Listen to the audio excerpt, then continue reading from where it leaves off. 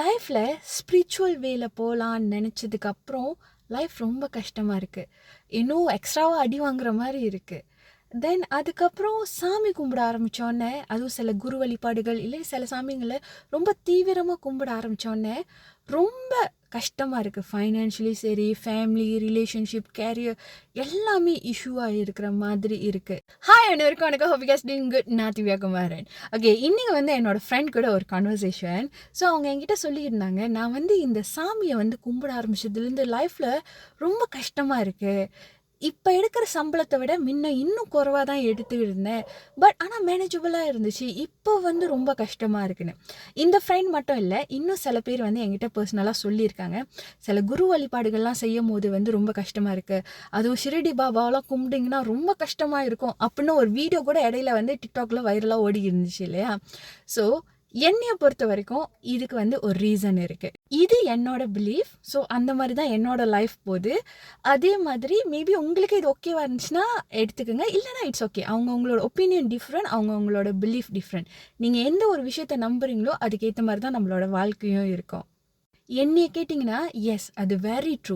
நீங்கள் ஒரு குரு வழிபாடு செய்யும் போதும் சரி, இல்லை நீங்கள் ஒரு சாமியை வந்து ரொம்ப ஈடுபாடாக கும்பிடும் போதும் சரி, லைஃப் முன்ன இருந்ததை விட ரொம்ப கஷ்டமாக இருக்கும்.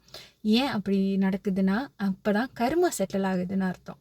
உங்களுக்கு பின்னாடி வந்து உங்கள் லைஃப் வந்து லேட்டர் ஆன் ஈஸியாக இருக்கிறதுக்காக இப்பயே ஏர்லியாக கர்மாகளை செட்டில் பண்ணுறீங்க. அதனால தான் உங்களோட லைஃப் இந்த டைமில் ஹார்டாக இருக்குது. இது வந்து பர்சனலாக என்னோடய எக்ஸ்பீரியன்ஸில் நான் சொல்கிறேன்.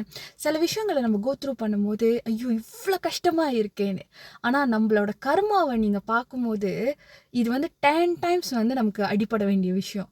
ஆனால் வந்து ஏதோ ஒரு இடத்துல நம்மளை சேவ் பண்ணி நம்ம வழிபாடு செய்கிறோம் இல்லையா, நம்மளோட குருமார்களாக இருக்கட்டும், நம்ம கும்புற சாமியாக இருக்கட்டும், அவங்க நம்மளை ப்ரொடெக்ட் பண்ணி 10 டைம்ஸ் பட வேண்டிய இடத்துல நமக்கு ஏதோ ஒரு இடத்துல கொஞ்சம் லைட்டாக அப்படி, ஏன்னா அந்த கர்மாவை நம்ம செட்டில் பண்ணி தான் ஆகணும். அதை நம்ம வந்து ஒன்றுமே பண்ண முடியாது.